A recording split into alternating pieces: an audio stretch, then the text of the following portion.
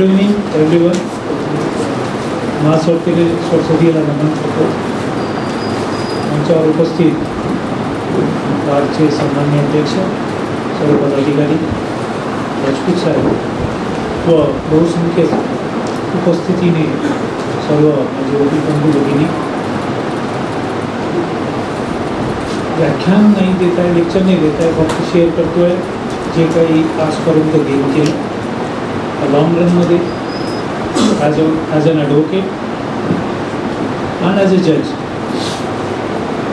इच्छा ही आहे की जे काही पदरी पडलं आहे, जे काही पथ्यात आलेलं आहे, कदाचित सर्वांच्या कामी पडेल. ज्ञान असो, अनुभव असो, जे काय असो. खूप काही या लॉंग रनमध्ये शिकलो. वकील असताना खूप जास्त शिकलो. जजेसकडून खूप शिकायला मिळालं. सिनियर वकील होते त्यांच्याकडून खूप शिकायला मिळालं. आणि आता 15 वर्षापासून जज झाल्यानंतर अजून त्या गेन करण्याची जी प्रोसेस आहे ती वाढली. सिनियर वकील, सर्व वकील लोक मेहनत करतात, सॅटिशन ढूंढतात, स्वतःची केस एकदम मजबूतीने मांडतात आणि ते खूप काही देऊन जाते आम्हाला. So I am still a student. साहेबांनी म्हटलं की लॉ कॉलेजमधून निघालो तर असं वाटलं की शेवटची परीक्षा आहे, परंतु प्रत्येक क्षणाला आता परीक्षा सुरू आहे. तर त्याबद्दल माझा एक स्पष्ट विचार, लाईफला जर तुम्ही 2 भागात विभाजित केलं तर पहिल्या भागात ज्यांनी खूप अभ्यास केला त्यांना पुढच्या भागात काही अभ्यास करायची आवश्यकता पडत नाही. आणि ज्यांनी पहिल्या भागात खूप मजा मारली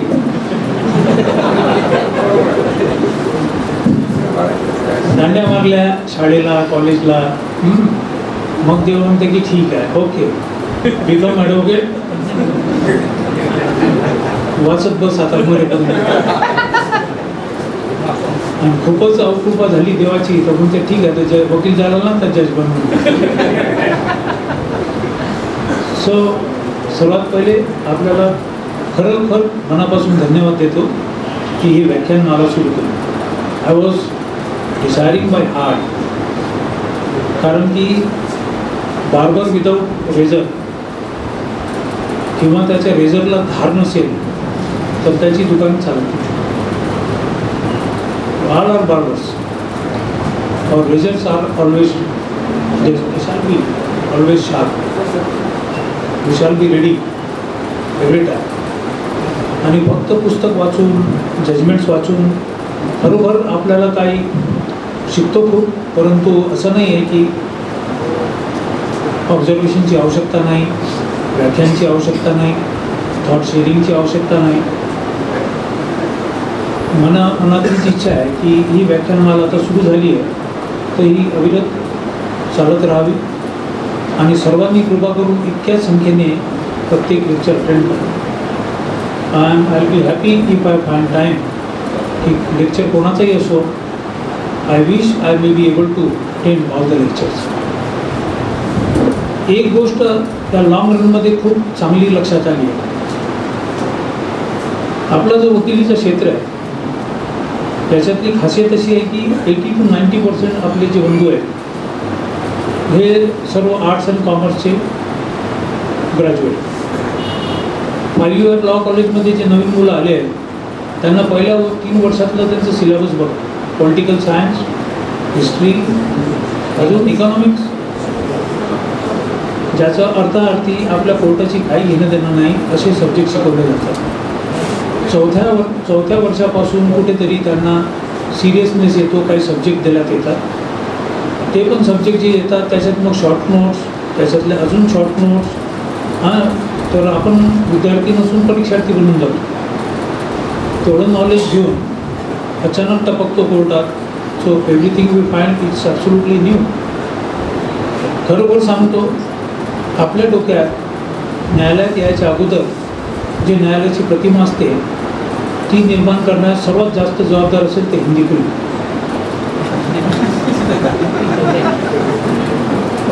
आता पण बघा काही साक्षीदार येतात, त्यांना जर ओत घ्यायला लावली तर असं हात समोर करतात. काही लोक पूर्ण शपथ घेतात, मैं खुदा की कसम खा के सच कहता हूँ, सच के अलावा कुछ नहीं बोलूँगा. तर हे इम्पॅक्ट आहे. Since childhood they are being impose, super impose on the brain. त्याला सर्वात मूळ कारण जे लक्षात आलेलं आहे ते आहे की MBBSचा मुलगा the moment he enters medical college, दुसऱ्या तिसऱ्या दिवशी त्याला डेड बॉडी दाखवण्यात येते. पुस्तकात जे हार्टचं फोटो दिलेला आहे त्याला एक्झॅक्ट तो हार्ट कसा असतो तो दाखवण्यात येतो. बोन्स त्याला स्टडी करण्यासाठी देण्यात येतात की माणसाच्या बोन्स कशा असतात. त्याला डायजेस्टिव्ह सिस्टीम दाखवण्यात येते, त्याला आर्टिरियल सिस्टीम दाखवण्यात येते, त्याला नर्वस सिस्टीम दाखवण्यात येते, त्याला ब्रेन दाखवण्यात येतो. Every part is shown too. त्यांना डे 1 OPDमध्ये तिथे हजेरी लावतात. ऑब्झर्व करा 30% पेशंट कसं ट्रीट होतो. औषधं त्यांच्यासमोर असतात, पेशंट त्यांच्यासमोर असतो, सर्व काही समोर असतं. तर 5 वर्षानंतर त्यांना पुन्हा शिकायची आवश्यकता पडत नाही. आपलं दुर्भाग्य आहे की 5 वर्ष लॉ कॉलेजमध्ये जाऊन आपल्या मुलांना प्रॅक्टिकल एज्युकेशन शून्य.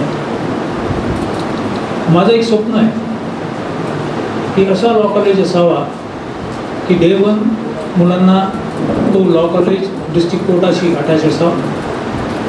डे 1 काही मुलींची बॅचेस प्रत्येक कोर्टाला अलॉट करण्यात यावी, त्यांना वर्क अलॉट करण्यात यावं, त्यांना पदोपदी त्यांना संध्याकाळी जजेसनी आढावा घ्यावा आणि बार असोसिएशननी आढावा घ्यावा. या मुलांनी फायलिंग शिकले का, प्रोसेस माहीत आहे का, कोर्टात आर्ग्युमेंट कशा प्रकारे केले जातात बघितलं आहे का, क्रॉस एक्झामिनेशन रेकॉर्ड केली आहे का, त्यांना कितपत काय काय माहीत पडलं, कोणत्या केसेसमध्ये काय शिकले. If 5 years to continue the same, it will take care of another 5 years being wasted. जे नंतर मुलांना ज्युनियर म्हणून, आणि आपण मानून चाललं आहे की नाही ज्युनियरशिप 3 ते 5 वर्ष लागतीलच, म्हणजे 5 इकडचे आणि 5 तिकडचे 10 years. 10 वर्षानंतर हातात काय, नो शुअरिटी की आल्याबरोबर इथे पैसे मिळतील, no certainty of any future. दररोज तुम्हाला उठून लढाई लढायची, खाली खिसे घेऊन ऑफिसमध्ये बसायचं आहे, संध्याकाळपर्यंत वाट बघायची, काही पडते खायचे वाय. आणि त्यावर ॲडिंग टू द इंजुरी, काय मी खूप मुलांना I have come across so many advocates, इतकी सुंदर मराठी बोलतात, इतकं सुंदर लॉजिक असते, परंतु लहानपणापासून गावातल्या खेड्यातल्या शाळेत शिकल्यामुळे त्यांची इंग्लिश बरोबर नसते, ते सफर होतात. आणि परत ॲडिंग टू इंजुरी, डॅमनम सायनी इंजुरिया सायनी डॅमनम रुबीजस इबी रेमेडियम. अगोदर इंग्लिश मिळत नाही,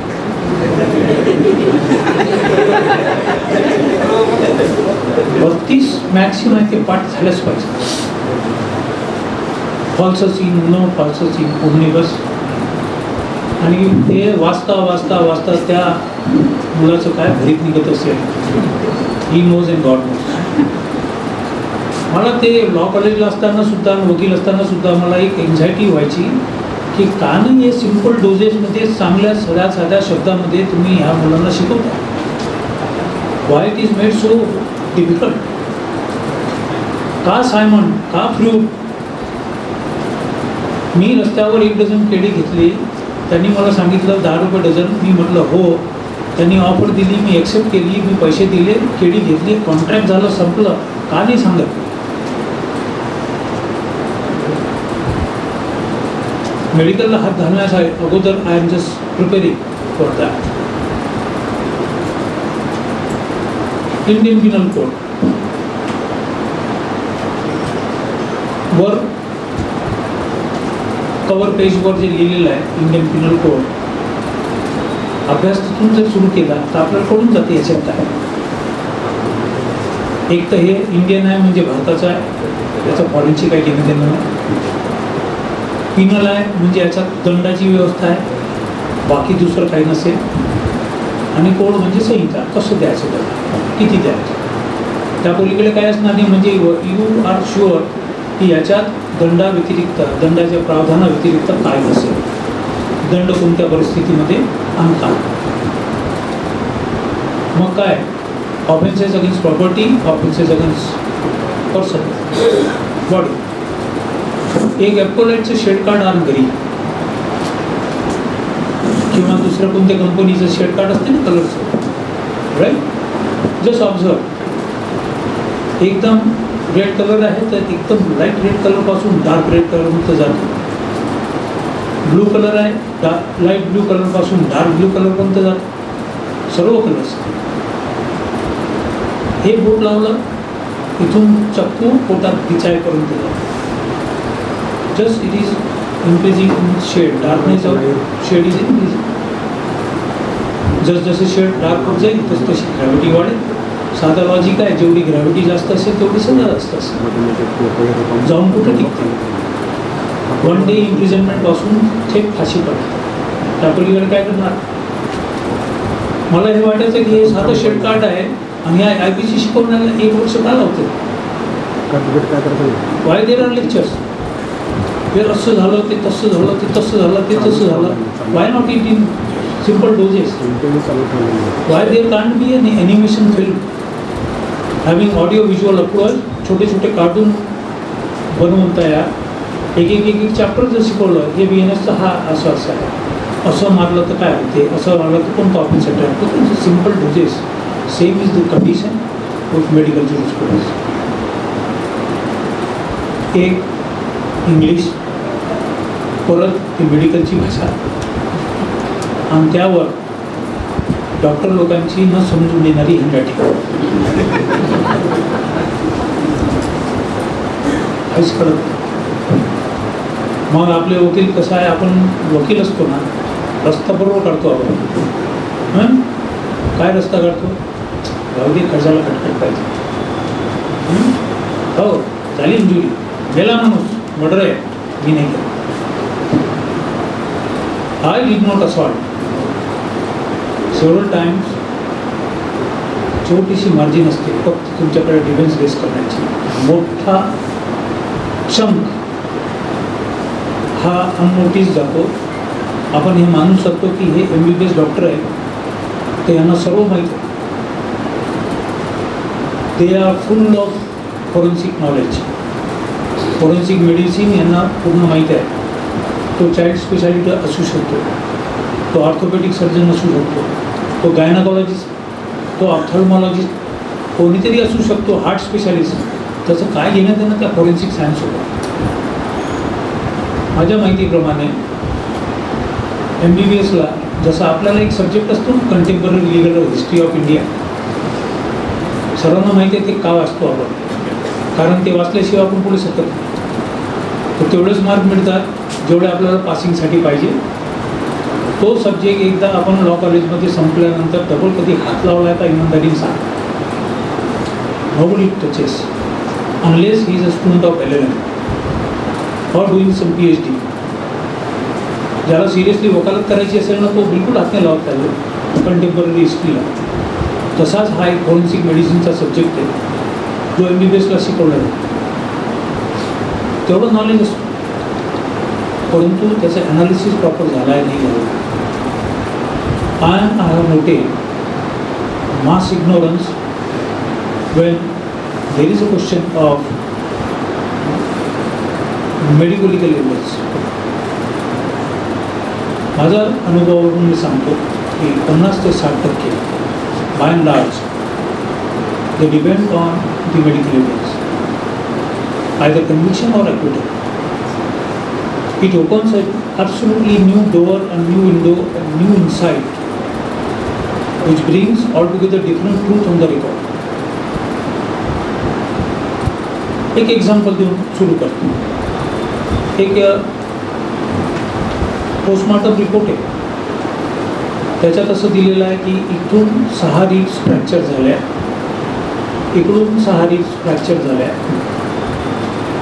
आतमध्ये इथे एक डायग्राम असतो, त्याच्यावर 1.5 लिटर रक्त जमा झालेलं आहे. 1.5 लिटर रक्त जमा झालेलं आहे, परंतु हार्ट नॉर्मल आहे, लिव्हर नॉर्मल आहे, लंग्स नॉर्मल आहे, कुठेही इंजुरी नाही, एकाही vital organ. Cause of death दिलेला हिमोथोरॅक्स.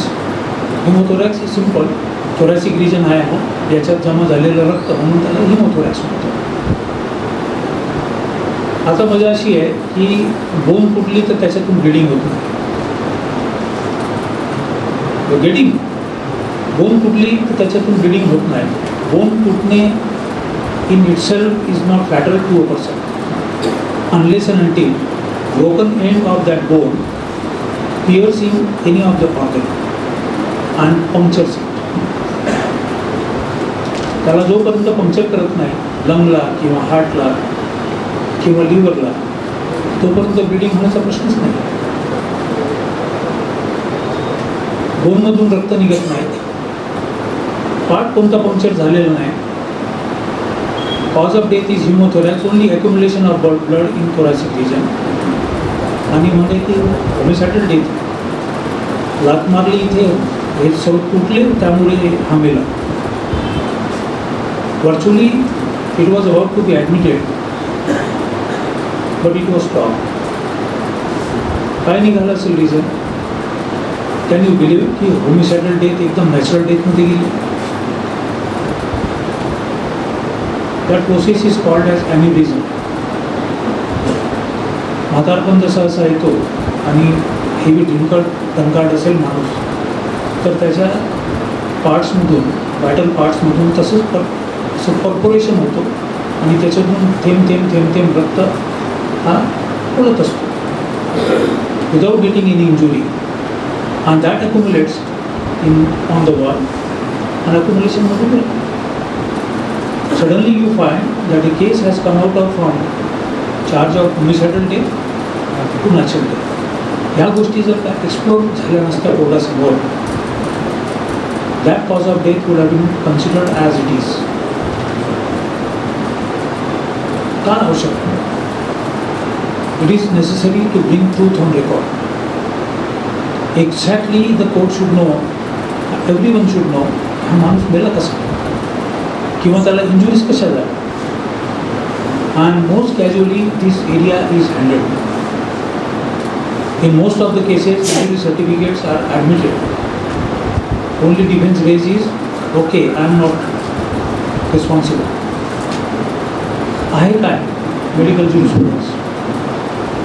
सर्वात मोठी गोष्ट ही आहे की it is not part of our curriculum. असला कोणता सब्जेक्ट कॉलेजमध्ये शिकवला जातो, कोर्टात आल्यानंतर तो प्रश्नच नाही. वनसटा एका झटक्यात तुमच्या डोक्यावर मोदीची पुस्तक मारण्यात येते. त्या डॉक्टर मोदी आहे, तो काय लिहिते आहे समजायला एखाद्या डॉक्टरकडे धावतो. किती वेळा समजून सांगणार आहे?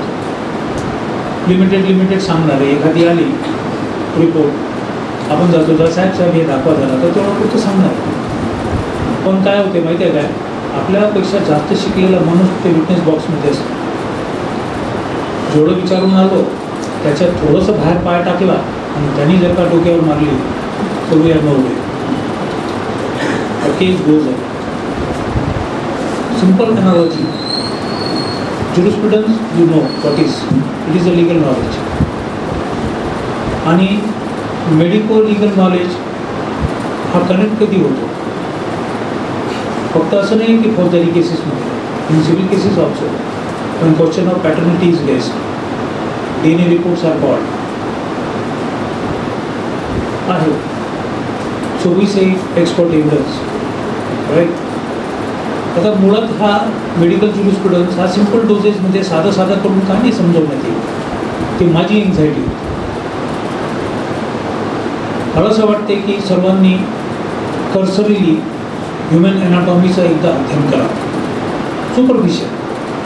डिटेल नॉलेजची आवश्यकता नाही, आपल्याला काय डॉक्टर नाही बनायचं. ॲटलिस्ट वी शुड नो आपल्या बोन्स कशा असतात, आपल्या स्किनचं स्ट्रक्चर कसं असतं, आपल्या सिस्टीम कशा असतात. त्यावरून आपल्याला कळेल की व्हायटल पार्ट्स कोणते बॉडीचे. Do you know one thing की की नॉन व्हायटल पार्टवर इथे मी समजा एखाद्या पायावर धनाधन बुक्क्या मारल्या, 6 महिन्या 8 महिन्यानंतर माणूस मरू शकतो. हो, जिथे बुक्क्या मारतो तिथे सूज येते. सूज म्हणजे काय? ब्लड जमा झालेलं आहे, त्याची क्लॉट तयार होऊन जर का एखादा ब्लड स्ट्रीममध्ये घुसला तर तो फिरता फिरता कधीतरी हार्टमध्ये येतो. ज्या दिवशी हार्टमध्ये आला, immediate you have cardiac arrest in your good. Thrombosis म्हणतो आपण. आवश्यक नाही आहे की तुमच्या व्हायटल ऑर्गनवरच असॉल्ट व्हायला पाहिजे. व्हायटल ऑर्गनवर असॉल्ट झाला तर तो इमिडिएट इम्पॅक्ट होईल. But there are causes. लांब याच्यात त्याचे निष्कर्ष होऊ शकतो. तर कंडिशन अशी आहे की इंजुरी झाल्याबरोबर त्या इंजुरीज त्या डॉक्टरनी केअरफुली एक्झामिन करावं. का आवश्यकता आहे इंजुरी केअरफुली एक्झामिन करण्यासाठी? आज सकाळी मी मोटरसायकलने जात होतो, पडलो एका जागेवर. संध्याकाळी 4 वाजता माझ्यावर हल्ला झाला. सकाळ पण इंजुरी झाला, संध्याकाळ पण इंजुरी झाली. आता जर माझी इच्छा असेल सकाळच्या इंजुरी आपण खपवायच्या असॉल्टमध्ये, how that can be distinguished on what basis? कारण जेव्हा डॉक्टरकडे मी 4 वाजता जाणार त्याला त्या पूर्ण इंजुरीज दिसतील. काय लिहितो तो? Within 24 hours. झालं ना, 24 hours आहे. परंतु कोणती injury out of that incidence of assault आणि कोणती सकाळच्या ॲक्सिडेंटमध्ये झालेली, how it is to be distinguished? माणूस मेला, सकाळच्याच एका पार्टीसोबत भांडण झालं. सकाळी हा ॲग्रेसर होता, त्याला पण मार लागला, त्याला पण मार लागला. संध्याकाळी त्याचं मर्डर झालं. All injuries are present on body. Now there is a danger of mixing up of those injuries. Postmortem examination रिपोर्टमध्ये एज ऑफ इंजुरी नावाचा कॉलमच नाही. तो मेडिकल लिगल सर्टिफिकेटमध्ये आहे. तिथे फक्त एक ब्लंट ओपिनियन देण्यात येतो, वेदर इंजुरी इज अँटीमॉर्टम और पोस्टमॉर्टम. मरायच्या अगोदरची आहे की मरायच्या नंतरची? ठीक आहे, दोन्ही इंजुरीज मरायच्या अगोदरच्या आहेत. पण नेमकं त्या घटनेत ज्या इंजुरी झाल्या त्या कोणत्या? दिवसातून 2 वेगवेगळ्या पार्टीसोबत भांडण झाले तर कोणत्या पार्टीची इंजुरी रिस्पॉन्सिबल आहे? How that is to be? There are several grey areas. So don't think that the medical evidence is always foolproof and nothing can be done. If you come to injuries, 3-4 प्रकारच्या injuries आहेत. त्या पलीकडे दुसरी injury होऊ शकते. कोणत्या कोणत्या injuries असतात? मेडिकल शब्द नाही बोलणार. खरचटलेली, लहानपणी आपण खेळत होतो ग्राउंडमध्ये, कित्येक वेळा त्या खचरलेली इंजुरी झालेल्या. पण जसं ॲव्हरेजन म्हटलं की आपल्या डोक्यातच येत नाही की आपल्याला पण झालेली आहे. With something different abrasion, right? गुडघे फुटले, खचटले, सायकलवरून पडलो. Number of times we all have sustain such type of injuries. खचटली, फाटलेली, skin just like cloth it is. हे कटू पण शकते आणि फटू पण शकते. कागद जर फाडला, कापड जर तुम्ही फाडला तर कसं दिसत ते? You have a paper.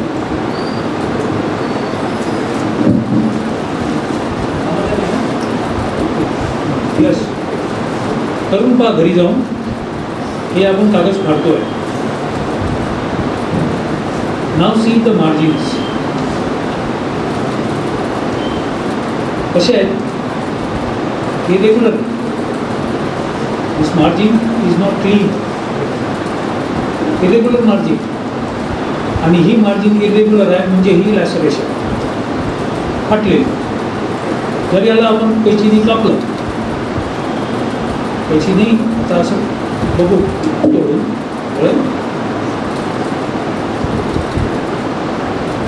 you won't find the irregular margins. It's a clean cut. हे फाटते का क्लीन कट कशी होते. That is only the reason we have to know. फाटते कशी? Simple logic. आता माझं स्कल आहे हार्ड, वरून पण एक हार्ड सब्जेक्ट आला, भोथळे, त्याचा बेस मोठा आहे, मारलं काय होईल? Skin will get trap between two hard objects. ही जी स्किन आहे ते दोन हार्ड ऑब्जेक्टच्या मधात येईल आणि त्या कंप्रेशननी तो फाटेल.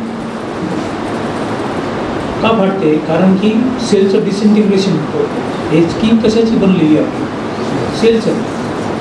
त्या सेलचं डिसइंटिग्रेशन होतं आणि जिथून डिसइंटिग्रेशन झालं त्याच्या आजूबाजूच्या सेल्स रप्चर होतात, म्हणजे फाटून जातात. प्रत्येक सेलमध्ये ब्लड असतो, म्हणून त्या इंजुरीच्या आजूबाजूच्या एरियामध्ये ब्लिडिंग होतं. जिथे सेल फाटल्या तिथे ब्लड अक्युमुलेट झाल्यामुळे तिथे सूज येते आणि मधातला पोर्शन फाटलेला असतो.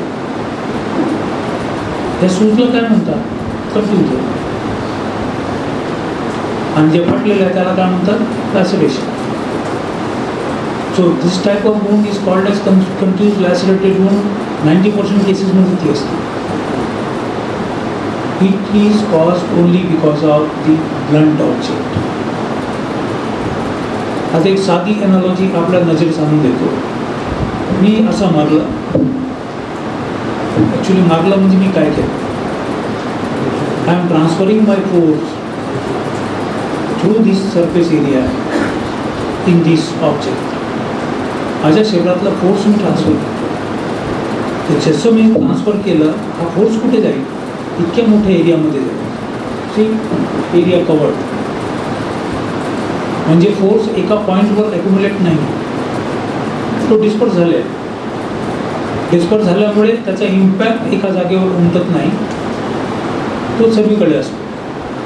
परंतु हे मी कमी कमी कमी करत जात आहे आणि त्याला एकदम पॉइंटेड टिप केलं तर माझ्या बॉडीतला पूर्ण फोर्स एका पॉईंटमधून दुसऱ्या पॉईंटमध्ये एंटर होतो. Getting me? माझ्या बॉडीचा पूर्ण फोर्स, शरीराची ताकद त्या पॉइंटेड जो एंड आहे तिथे आलेली आहे ती फोर्स, आणि तो फोर्स इंट्रोड्यूस होतो आहे समोरच्या बॉडीमध्ये. तर त्याचे एंट्रीचा पॉईंट काय? Small point, right? तर तेवढाच फोर्स मोठ्या एरियामध्ये जाणे त्याचा इम्पॅक्ट वेगळा, आणि तेवढाच फोर्स एका शार्प पॉईंटमधून जाणे त्याचा इम्पॅक्ट वेगळा. तलवार असेल, चाकू असेल, सत्तूर असेल, त्याचं ब्लेड बघा तुम्ही शार्प असतो. तर जेव्हा केव्हा मी असं असॉल्ट करेल त्यावेळेस काय होईल? एका लाईनमध्ये very small area impact will be there, but the impact will be maximum and therefore it cuts, therefore it punctures. परंतु जर मोठा एरिया असेल बोथड आणि खाली पण हार्ड सरफेस असेल तर skin will get torn off due to pressure आणि त्यामुळे लॅसरेशन करतो. आता मेडिकल लिगल इंजुरी सर्टिफिकेट जे आहे त्यात 3-4 गोष्टी प्रामुख्याच्या आहेत. पहिलं तर नेचर ऑफ इंजुरी काय, त्यावरून तुम्ही वेपन रिस्पॉन्सिबल कोणता होता यू कॅन गेस. म्हणून डॉक्टर लोक नेहमी सांगतात probable cause of injury hard and blunt object or sharp edged weapon. Hard and sharp object का लेना जरूरी है? Why it is necessary? To correlate injury with the weapon. Allegation जे केलेले आहेत की यांनी चाकूने मारला, खरोखर ती करस्पॉन्डिंग इंजुरी तशी आहे का? जर जुळत असेल so it adds one corroborative piece of evidence. Margin कशा कधी कधी दिसून येतात, कधी दिसून येत नाही. त्या डॉक्टरनी ते लेन्स वापरा. काही काही शार्प वेपन असतात परंतु थोडेसे बोथड झालेले असतात. त्यांच्या अटॅकमुळे इन्साइज वुंड असते परंतु लॅसरेशनसारखी दिसते. So clear difference can be observe by the doctor by using a lens. लेन्समुळे दोन्ही मार्जिन जे आहे स्किन जिथून फाटलेली आहे तिथून त्या मार्जिन्स लक्षात येतील आणि त्या मार्जिनच्या आधारे ही कॅन ओपाइन की हे कशामुळे झाले असते. नंतर स्टॅब वुंड्स. स्टॅब वुंड्स कसे? चाकूने मारला, स्क्रू ड्रायव्हरने मारला, तो बर्फाचा सुवा असतो त्याने मारला, त्या पंक्चर वुंड काय पूर्ण फोर्स जो आहे एका पॉईंटमधून इंट्रोड्यूस होतो आहे आणि प्रोसीड होतोय पुढे. So it cut down internal parts also. आता तो चाकू गेला कुठे आहे, कोणत्या भागात शरीराच्या, त्यावर डिपेंड करते की त्याची ग्रॅव्हिटी कशी. If it is pierce in the thigh, जास्तीत जास्त काय करणार आहे, मसल्स कट करणार, वेन्स आर्टरीज कट करणार, पलीकडे काय person can be save. But if it is directly introduce here आणि टचेस द हार्ट, इमिडिएटली देश डेथ. म्हणून आपण बघतो की कोणत्या पार्टवर इंजुरी आहे. आता स्टॅब वुंड आहे, एक चाकू जप्त करण्यात आलेला आहे. ती इंजुरी त्याच चाकूने झाली आहे की नाही आहे, हाऊ टू बी सर्टेन. त्याचे परफेक्ट शेप असतो स्टॅब वुंडचा. त्या स्टॅब वुंडचा एक परफेक्ट शेप असतो which directly correspond to the nature of pen. जर त्याची विड्थ अशी 1 सेंटीमीटर असेल परंतु चाकूचा फल 2 सेंटीमीटरचा असेल edge, you can straightway say no, it is not possible by that. चुकतो आपण तिथेच. Very casually those weapons are shown to the witnesses, to the doctor. मानून घेतो की हो बाय झालं असेल. No, in respect of stab wounds you must make it sure that the injury correspond to the weapon which is produced before the body. आणि ते correlate होतं. आणि ते कोरिलेट झालं एकदा की it gives one more additional circumstance. त्याच्या अलावा अदर इंजुरीज कोणत्या? Crush injuries. You know crush injuries, motor accident claim चालवणारे आपले वकील बंधू यांना माहीत असेल. Crush injuries always take place in accidents.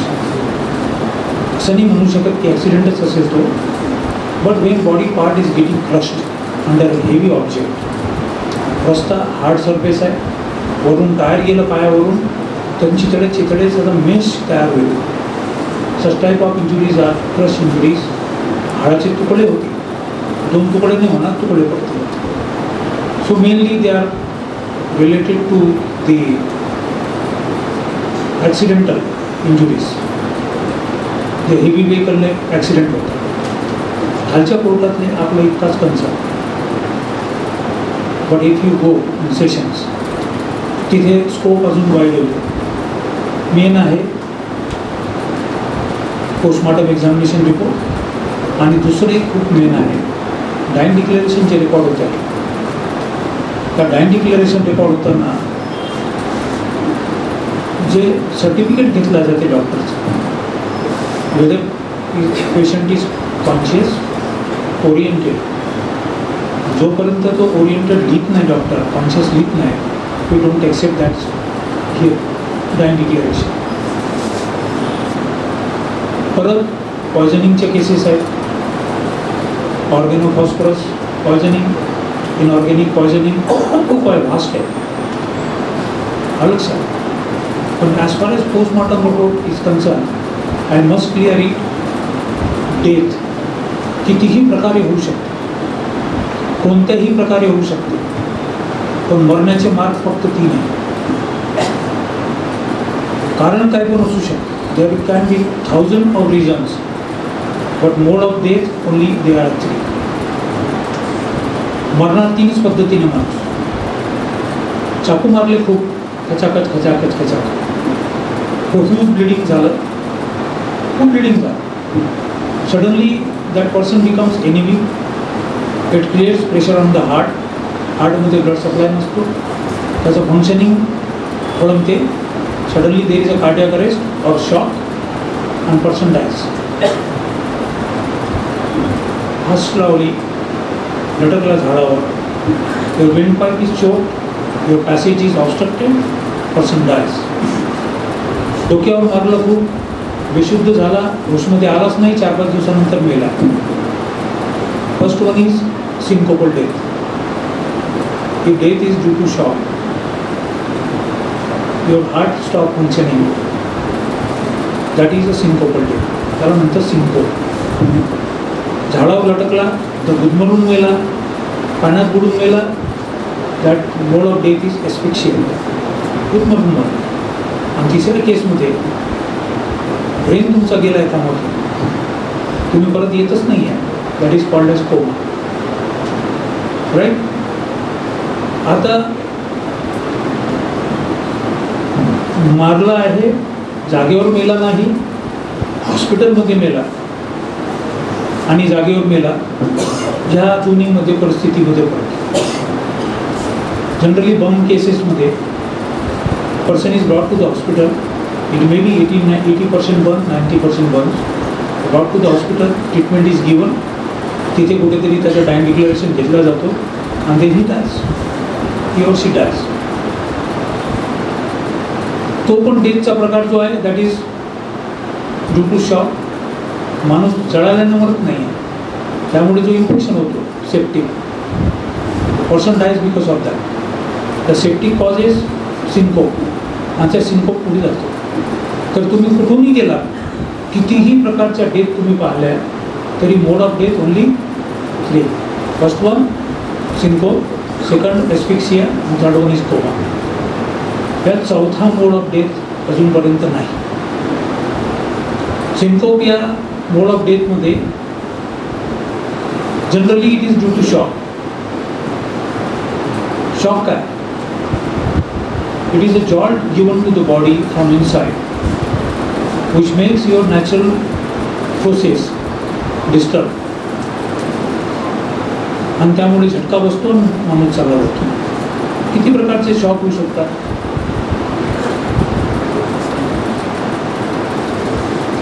माणूस जळाला, वरची स्किन पूर्ण जळाली, हे ब्रेनमधून ज्या नर्व्ज येत आहेत ज्यामुळे आपलं सेन्सेशन होतं हाताला, एंटायर नर्वस सिस्टीम, त्या नर्वचे एंड जळून जातात. Skin is burn. You have extreme pain. त्या पेनला सप्रेस करण्यासाठी ब्रेनची फंक्शनिंग आहे. एका लिमिटपर्यंत जर ब्रेन तो आहे पेन, तो you will feel that pain. त्यानंतर ब्रेनला असं वाटतं की आता सिस्टीम सिंक होईल.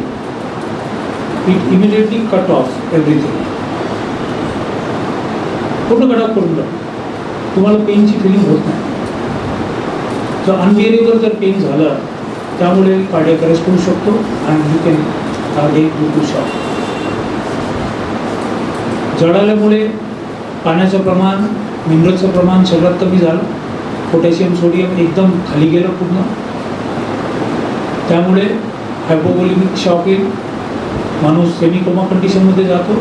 Immediately he moves toward coma and finished. There are several conditions. After while dealing with the cases in court, where we are concerned, सर्वात पहिले 2-3 लूपहोल सांगतो मी PM रिपोर्टमध्ये, about which I am really concern. एक तर तिथे दिलेल्या इंजुरीजचं कोणत्याही इंजुरीची एज ऑफ इंजुरी दिलेली नसते. Novel it is not colour of injury is provided. काही कोणताही डाटा असा नसतो त्याच्या आधारावर आपण म्हणू शकतो की ही इंजुरी किती जुनी आहे. सेकंडली, ही बॉडी एक्झामिन करताना त्या इंजुरीचा कट पोर्शन घेऊन हिस्टोपॅथॉलॉजिकल लॅबोरेटरीकडे कधीही पाठवला जातो. सर, हिस्टोपॅथॉलॉजिकल एक्झामिनेशन हे अचूक मार्ग आहे. तो दाखवतो की ही इंजुरी किती तास किती मिनिटाबद्दल झाली. So you have not to depend on the blunt opinion of the doctor within 24 hours, within 2 days, within 3 days. अरे हो, 3 दिवसात खूप घटना घडल्या, खूप कधीची आहे, सांग ना बाबा. So we are concern with. आता पोस्टमॉर्टम एक्झामिनेशन रिपोर्ट एक्झॅक्टली काय, मी चेक करतो आहे का माणसाला, हे असं आहे, हे असं आहे, हे असं आहे, हे असं आहे, हे असं आहे, हे असं आहे. ओके, तर सर्व मिळून याचा इम्पॅक्ट काय? मी म्हणतोय की he died due to hemothorax, तर त्याला सपोर्ट करणाऱ्या माझ्या फायंडिंग्स पाहिजे. I arrive at a conclusion as to cause of death only on the basis of findings so recorded in the postmortem examination. जसं आपण प्लेन तयार करतो की साहेब हे असं आहे, ह्याला यांनी अतिक्रमण केलं आणि मी त्याला सांगण्याचा प्रयत्न केला, हे बघा मी पोलीस स्टेशनला रिपोर्ट दिलं म्हणून मला इंजेक्शन पाहिजे. Doctor must be able to record the findings appropriately. सर्वात पहिले आम्ही चेक करायला पाहिजे की जे कॉज ऑफ डेथ दिलेला आहे त्याला त्या फायंडिंग सपोर्ट करतात की नाही करतात. आणि if not then either findings are wrong or cause of death is wrong. Two inevitable inferences lies therefrom. Time किती आहे माझ्याकडे? Sure. Two immediate inferences lies therefrom. So postmortem report is a statement of fact and doctor is a witness of fact.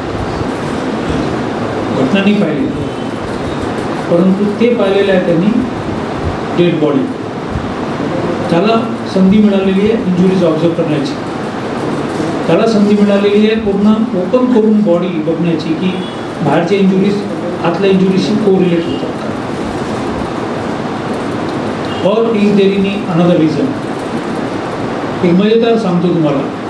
Have you heard की काही केसेसमध्ये जसं आपण puncture check करतो ना पाण्याचं ट्यूबचं, तसं बॉडी चेक करावं. Before opening that body it has to be immerse in a water tank आणि ते ओपन केल्यानंतर जर का तिथून असा बबल निघाला समजायचं पल्मोनरी एम्बोलिझम हा माणूस मेला.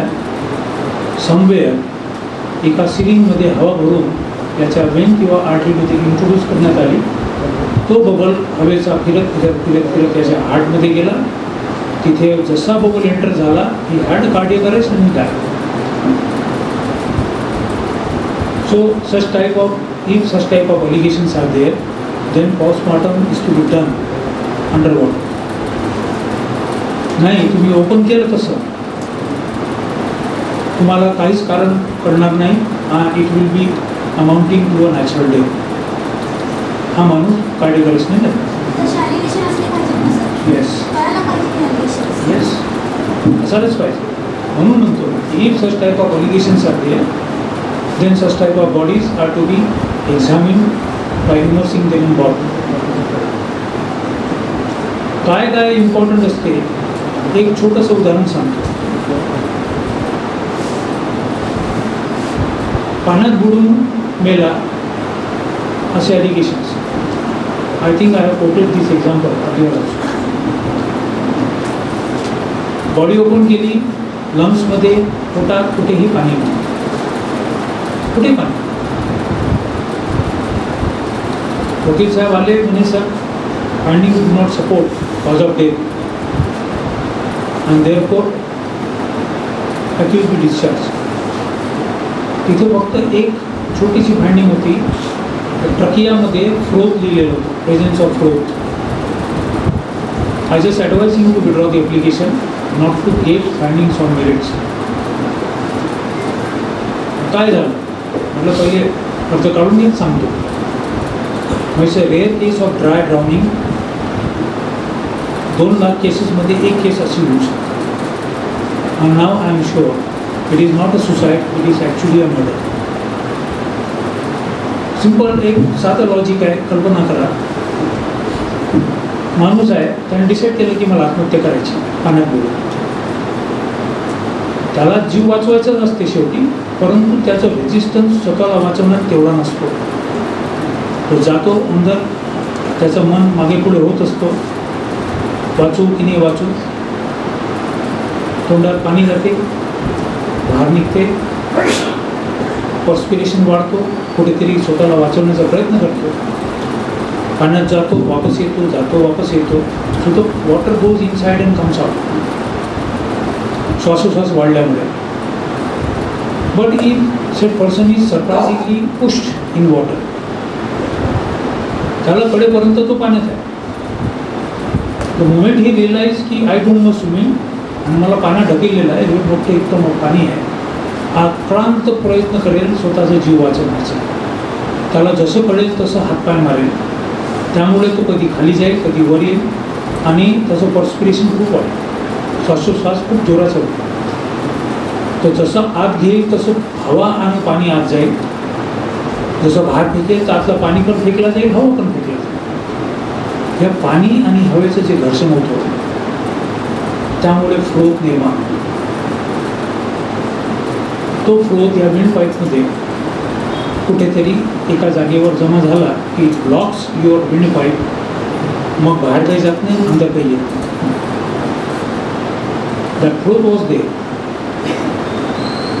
आणि त्यामुळे तो डुबतो पाण्यात, पण आत पाणी नसतं. But suddenly it is asphyxial death आणि म्हणून त्याला नाव दिलं गेलं आहे ड्राय ड्राउनिंग. आता या केसच्या उदाहरणावरून वी नीड टू अंडरस्टँड की आपल्या कॉशियस असण्याची, कॉन्शियस असण्याची डिग्री काय असायला पाहिजे by dealing with such type of cases. And I got transferred, okay, otherwise I would have converted the charge. Suddenly it was a case of murder. कारण normal सर्कमस्टान्सेसमध्ये generally असं होतं. So now you can have insight how important it is. एक अजून केस सांगतो. एक dead body मिळाली 8 दिवसानंतर, completely सडलेली. त्याच्यावर स्टेजेस आहेत डिकम्पोजिशनचे. मॅगॉट फॉर्मेशन होतो, पॅप्युल्स, मॅक्युल्स, खूप सारं काय तयार होतं. शेवटी स्टेज जी असते त्याच्यात एवढे मोठे मोठे किडे शरीरातून निघणं सुरू होतात, कारण ते प्रिडेटर्स असतात, ते खात असतात बॉडीला. So it was on that stage. Allegations were of organic poison.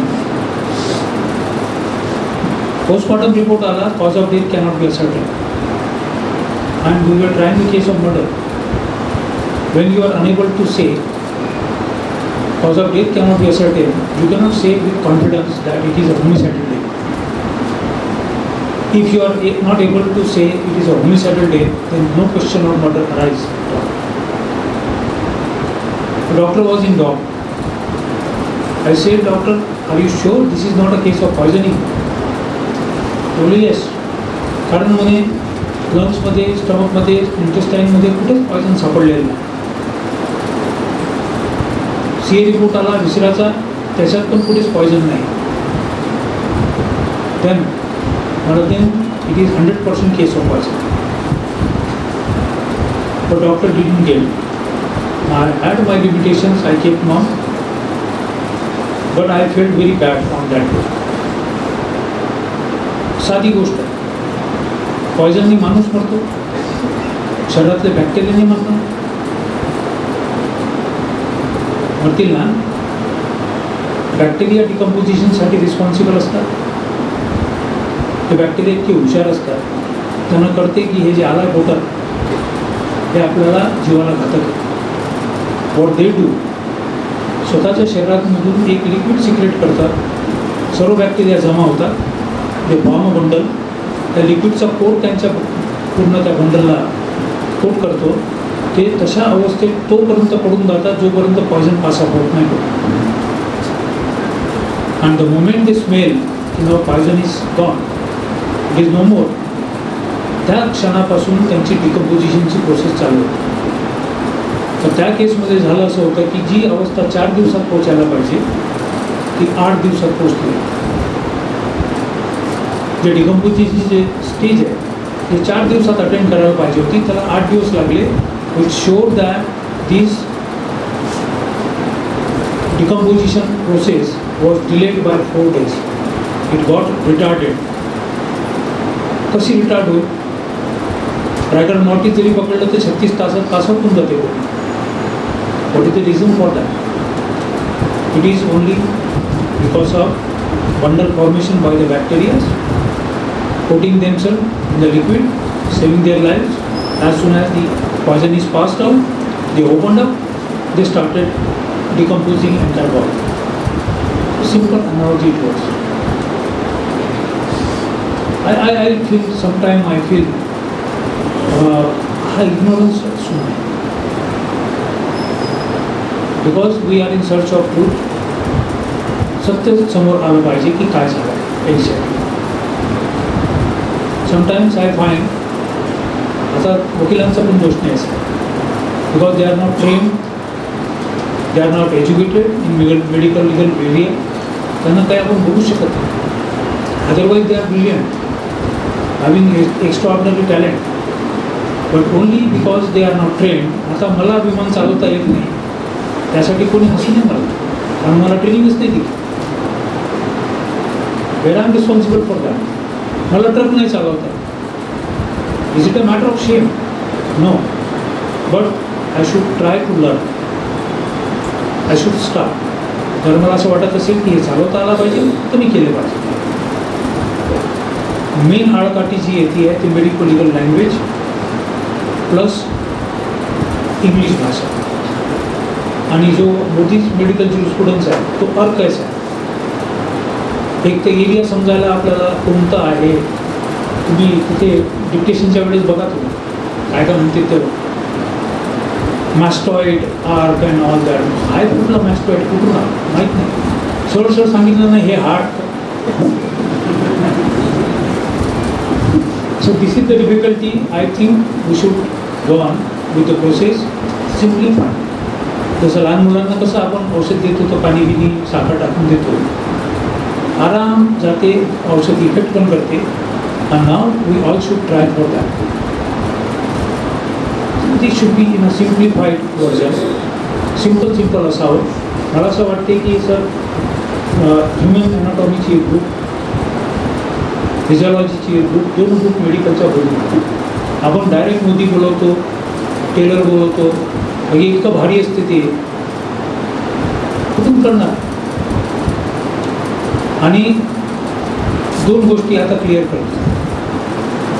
Supreme कोर्टाने क्लिअर करून दिलेलं आहे की डॉक्टर हा साधारण विटनेसपेक्षा वर येणे आणि खाली येणे. He is also one of the witness of fact. त्याला तेवढीच एव्हिडन्सची व्हॅल्यू आहे जितकी आय विटनेस अकाउंटला, जितके दुसरे विटनेसेस आहेत. तर डॉक्टरला जास्त डोक्यावर घेण्याचं काही कारण त्यामुळे मला दिसून येत. Is no way. And unless and until that document is proved, it cannot be directly admissible in evidence. Admit मर्डरच्या केसमध्ये तर काही व्हॅल्यूच नाही त्याला ॲडमिशन. राईट. डॉक्टर मस्काम से हे मी ऑब्झर्व केलं होतं, कारण त्याची बॉडी गेली आहे. He is the only witness who has scene that body in that condition. Probably the last witness. तो जोपर्यंत येत नाही, तो सांगत नाही की हो मी असं बघितलं होतं आणि त्याच्यावरून माझ्या अशा फाइंडिंग्स होत्या, तोपर्यंत ती फॅक्ट प्रूव्ह झाली. हे कसं मानून सांग. So better we should start learning something. आज मी फक्त एक प्रयत्न केला की पूर्ण एक बर्ड्स आय व्ह्यू म्हणतो आपण, की टोटल व्याप किती, that I have try to take. माझी अशी इच्छा आहे की सर्वांनी मराठीत जर उपलब्ध असेल ह्युमन ॲनाटॉमी, ॲटलिस्ट खालच्या पोटात जेवढं आपल्याला कामे पडते, हे बोन स्केलेटल सिस्टीम कशी असते, इंजुरीज कशा असतात, स्किनचं स्ट्रक्चर कसं असतो, स्किन फाटते कधी, कापल्या कधी जाते, all this we should go through. आणि सिम्पल डोजेसमध्ये जर स्टडी केला, मोदीच्या मेडिकलला डायरेक्ट हात घालू नका, बिलकुल. जोपर्यंत तुम्हाला शरीराचे अवयव माहीत नाही, आतले बाहेरले, तोपर्यंत त्याला वाचून काही अर्थ नाही. Second thing, if you are going for cross examination of the doctor, पुस्तक घेऊन जातो. आता पुस्तक म्हणजे काय, त्या एका विशिष्ट डॉक्टरचा opinion. It is not a book of law, so it is not directly admissible in evidence.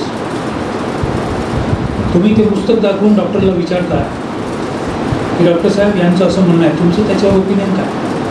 He may agree, he may not agree. मग आता त्याला एक पोर्शन दाखवला आणि पुस्तक परत घेऊन गेलो. जजमेंटच्या वेळेस काय बघणार आहे कोर्ट? मोदीचे 36-38 एडिशन आले आतापर्यंत. तुम्ही कोणतं एडिशन दाखवलं त्यावेळेस? Nobody knows. जर बुक डायरेक्टली ॲडमिसिबल केली तर अख्खी बुक आम्हाला रेकॉर्डवर जमा करावी लागेल. Because unless that portion is marked as exhibit it cannot be read into evidence. होत असेल कोणत्या कोर्टात तर प्लीज थांबवा. जोपर्यंत त्याच्यातला विशिष्ट पोर्शन एक्झिबिट मार्क होत नाही तोपर्यंत तो वाचता येत नाही. It cannot be directly referred. Even जजेस cannot rely directly on any type of book of jurisprudence. नाही रिलायन्स करतो. When we say it is not directly admissible, then it is not directly admissible. It has to be proved. त्याला confront केलं, त्याने सांगितलं हो हे बरोबर आहे, तेवढा पोर्शन मार्क व्हायला पाहिजे. आता तेवढा पोर्शन जर का आम्ही कोर्टात मार्क केला, त्याला एक्झिबिट पडलं, तर ते पुस्तक कुठे जमा होईल? किती पुस्तकं आणणार तुम्ही? आम्ही बुक्स. आणि ही पुस्तकं आम्ही कुठपर्यंत सांभाळत बसायचं? तो once you decide, I request you, once you decide की मला हे बुक रिलाय करायचं आहे, त्या पानाची कॉपी काढ. In 3 copies, 1 for court, 1 for you and 1 for other side. Prosecution. डॉक्टरला दाखवलं तुम्ही, डॉक्टर साहेब हे आहे, ते पोर्शन मार्क करून त्याला एक्झिबिट करून it will be taken on record. So you will be having your book with you. So please start practising that. आल्याला मला वाटतं सूचना दिली होती की माझ्या बोर्डात दिलेली की जर तुम्हाला बुक रिलाय करायचं असेल तर please bring the copies of relevant pages.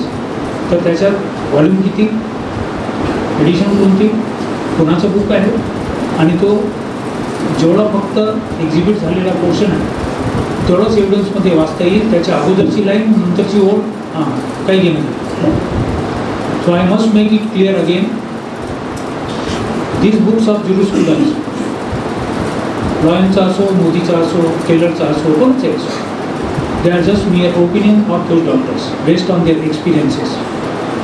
त्यांनी जे काही पोस्टमॉर्टम वगैरे केले, इंजुरीज एक्झामिन केली, त्यांचा अनुभव सांगतात ते. त्याच्यात एक अजून गोष्ट लक्षात ठेवण्यासारखी आहे की ते पोस्टमॉर्टम तुम्ही कोणत्या राज्यात केलं. कारण काश्मीरमध्ये जर माणूस मेला तर त्याच्या बॉडीचं डिकम्पोजिशन लवकर होत नाही. जसं आपण फ्रीजमध्ये भाज्या ठेवतो ना, खराब होतात का, same condition is there. But if he dies in Solapur, dies in Solapur, suddenly rigor mortis पटपट येईल, डिकम्पोजिशन खूप फास्ट. पण इथे ड्राय एअर असल्यामुळे तरी तेवढा फास्ट होणार नाही. If he dies in Mumbai, humid atmosphere आहे, 6 तास ते 8 तासामध्ये सुद्धा त्याचं डिकम्पोजिशन सुरू असतं. आणि बॉडी तर हे डिफर करते, region, area, climate, so many things are there. तो डॉक्टर मोदी जर त्यावेळेस दिल्लीमध्ये असतील आणि त्यांनी तिथे PM केलेलं असेल तर त्याच्या फाइंडिंग्स सोलापूरमध्ये मेलेल्या माणसाला बसतील नाही बसतील, I am not sure, well you can be sure, I don't know, but one cannot be sure.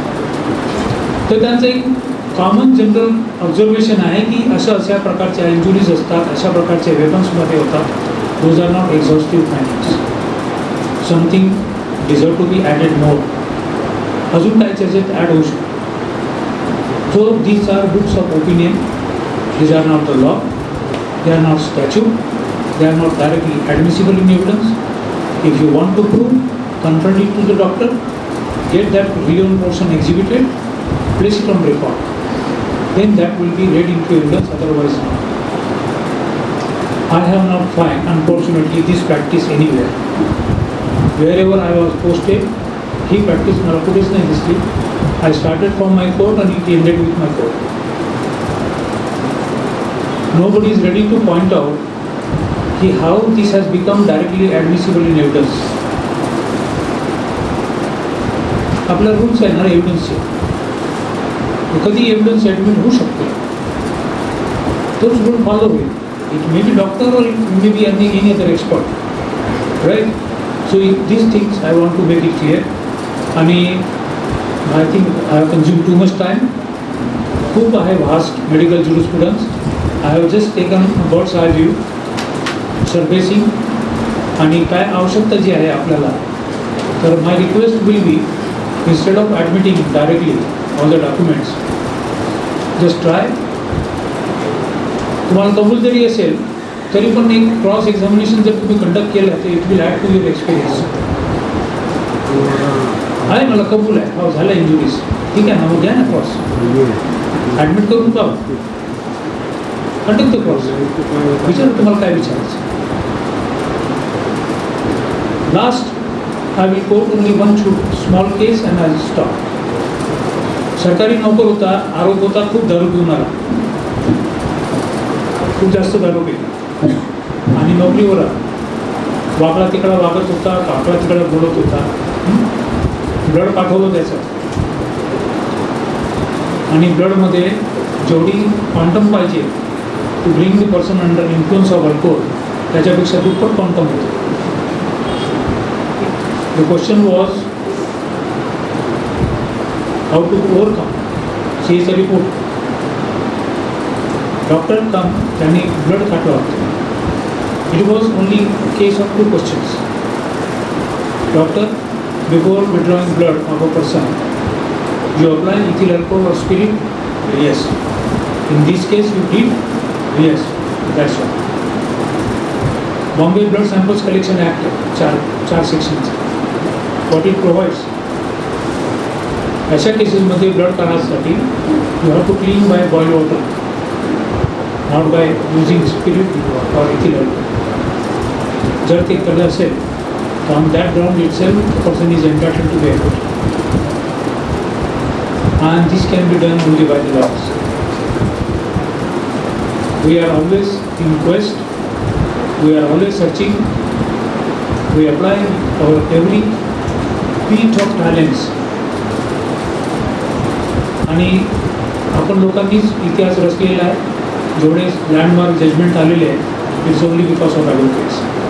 So I wish you all the best. Hopefully will be seeing more eloquent speakers here, legal laureates, and if I get the chance, I'll be attending this. Thank you so much.